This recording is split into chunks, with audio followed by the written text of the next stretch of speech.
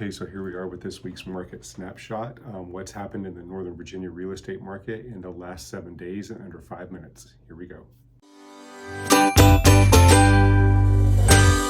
Okay, so we are going to dive into the last 7 days. We're going to look at what the leading indicators are of what's happening in the market. So when I say leading indicators, I mean how many new properties have come onto the market and how many properties went off the market, either under contract or active under contract or pending. And the reason we're looking at these numbers is because they give us real-time data about what's happening in the market. This is for Fairfax, Virginia, so the Fairfax County, Virginia. And we want to see, what's happened in the last 7 days so we can make real-time decisions as we're looking through to go into the market this weekend. So the government changes, there's a lot of apprehension about what's going on and how that's affecting the market. So we need to look at this leading data to see in real time if there are any changes that are happening versus looking at sold data, because that sold data is going to be still from before the new administration even took office. So let's dive into what's going on in the last 7 days and see what buyers should do and what sellers should do. All right, so as always, our black line, as Kelly likes to call it, our black squiggly line is our buyer activity. These are the number of properties that went under contract or basically off the market in the last 7 days. You can see we had a slight increase, but it was fairly flat.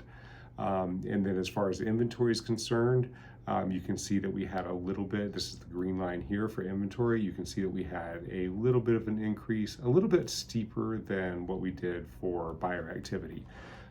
In general, you can see that inventory is increasing as we have moved from the end of January. So if we look at, or end of December, so if we look at January 1st, excuse me, you can see that inventory has been on a steady upward trend. But if you look at January 1st with regards to buyer activity, you can see that's been on a much steeper trajectory. So we are going into that spring market. We are seeing the buyer demand out there, and the competition is starting to pick up quite a bit. Where does this stand versus last year at this time? So today is February 28th. So if you look at around the same time last year, inventory was just right here. So we're higher than we were on inventory last year. Buyer activity is right here, so we're also higher on buyer activity, but a little bit higher on inventory, like ratio-wise. So we are seeing a little bit of an uptick in inventory, which is good because we've been in a strong seller's market for the last 4 or 5 years. So we need that inventory to come in and kind of neutralize the market a little bit. So if we go down to seller's market versus buyer's market, again, this gray line right here indicates a normal market. Anything above that gray line is going to be seller's market, meaning that there's going to be multiple offers, sellers are more in control. Anything below this gray line is going to be a buyer's market. So you can see that we are still in that strong seller's market. We did decrease just a little bit because this angle of demand was less steep than this angle of supply. So that brought it down just a little bit. But in general, it's been trending upwards for quite some time, but certainly since the beginning of the year, we've gotten into a seller's market. So buyers, this is very property specific. There are some properties that actually make it through the first weekend and sit there for a couple weeks that you can actually get to close to asking price, get your contingencies, get everything that you want on it.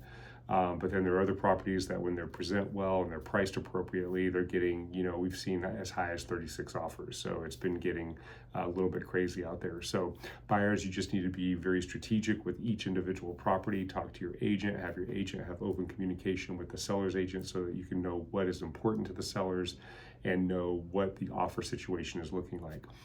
From the seller's perspective, inventory is ticking up a little bit, but the buyers are out there. So if you're considering selling, it's a really good time to get on the market. I recommend that you get on the market very strategically at a good strategic price, one that has been proven to show that there is a buyer pool for that price so that you're not one of those properties that sits for a couple weeks.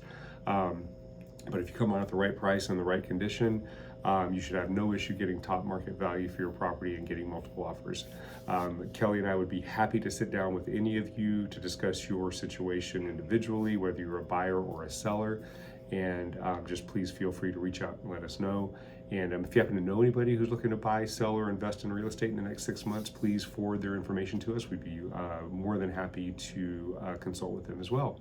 Have a great weekend out there. If you have any questions, please let us know. We'll see you next week.